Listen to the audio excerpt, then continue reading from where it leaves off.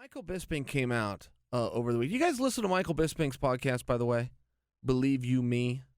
You guys should check that out. He's fun. He's got an opinion.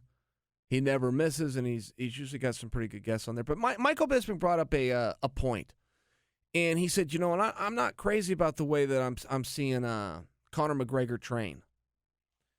I'm paraphrasing here, but he said, I'm not crazy about the way I'm seeing him train. Where are the high-level wrestlers? How come he doesn't have the high-level wrestlers in there? So let's break this down, because I have an opinion on that. And I actually don't know who Conor is training with. I haven't seen that. I know he's very loyal, and he's out there with his coaches, and I know he's in Ireland. I know he's at the Straight Blast Gym. I know he's with his teammates. Did he then bring in some outside help to try to look like Khabib? I couldn't confirm or deny. I don't know, but I'm going to trust that Michael does know. He and Conor are a lot closer than Conor and I are. And they even have the same management. So I'm going to trust that Bisping knows.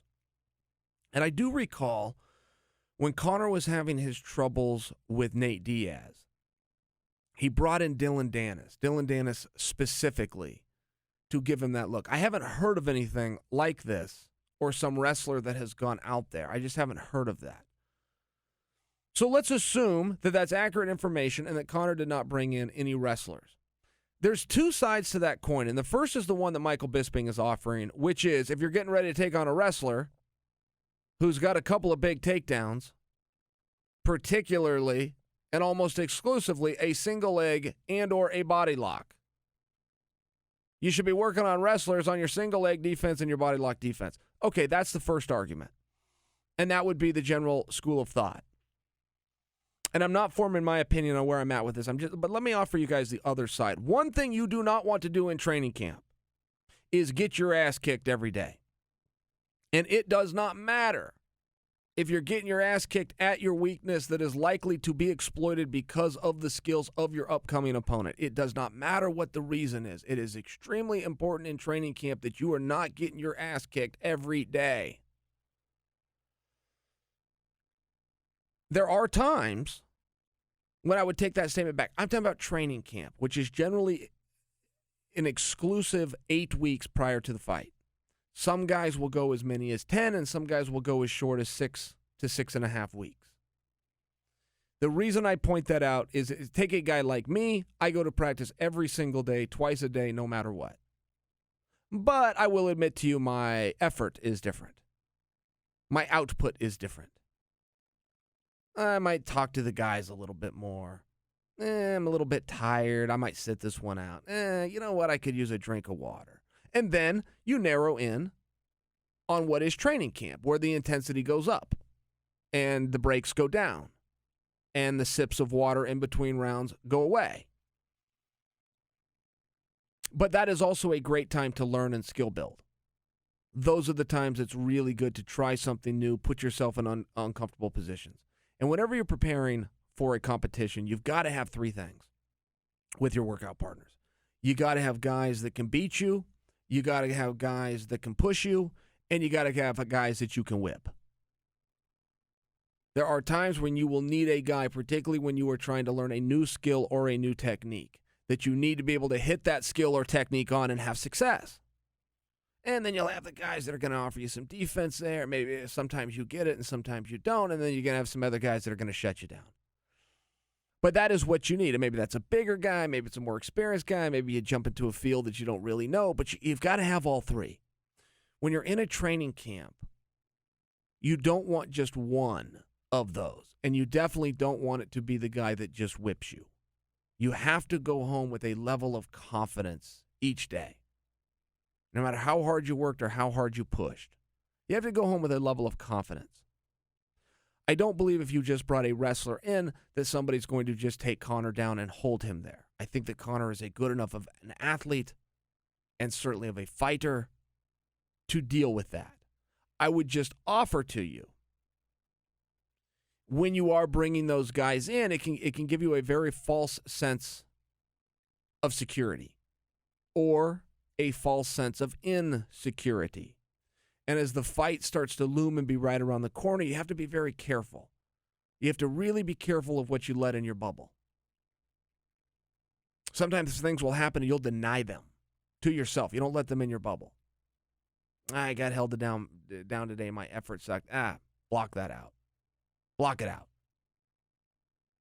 Got to be really careful. The mental side of it is very big. And I think whenever you're talking about somebody like Conor McGregor, who is very mentally tough, aside from every other skill he has, the one thing that Conor never gets credit for, and I don't know how, is the ice running through his veins. To watch that guy deal with pressure and then go out there and perform.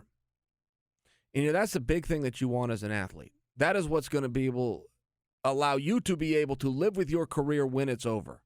And I can tell you, when I look back at the regrets that I have in my own career, it was never about the outcome. Ever. It was about the performance.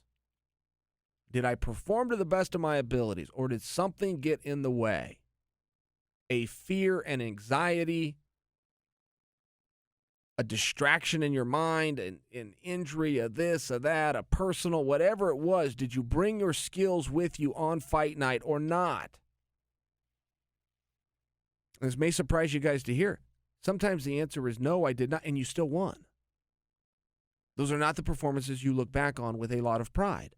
And there are other times when you will lose the competition but go home with tremendous pride because you performed. You brought your skills. And Conor is very consistent, and I think he deserves credit for that. A fine example was the night he fought Eddie Alvarez.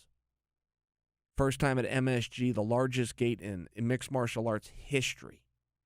I know that was the largest gate, guys, because I had the record until that night when I lost the record to Conor McGregor. So take it from me.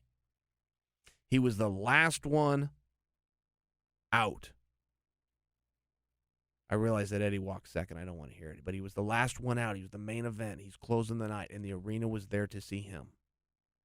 And he walked out there as calm and cool as can be. And he did the same thing with Floyd Mayweather, and there's something to be said for that. But when you're dealing with a guy like that has those mental abilities, he knows where his weaknesses are. He knows what his kryptonite is. He knows at the end of the day, no matter what the media says and what his fans and friends and the neighbors say, he knows, I'm just a human being. And if Conor did not bring in high-level wrestlers, it was for a reason.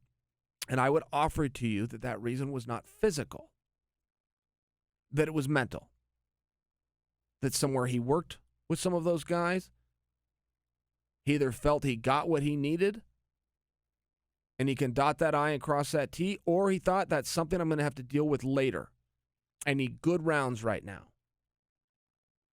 I'm not worried about the single leg. I'm going to be worried about keeping him away. I'm not worried about being held down. I'm going to be worried about putting a pace on him and pushing harder than he does for 25 minutes should we need that long. Whatever it is, and I'm making things up now, but I'll bet you I'm either right, or at least I've got a hold of the right thing, perhaps by the wrong end.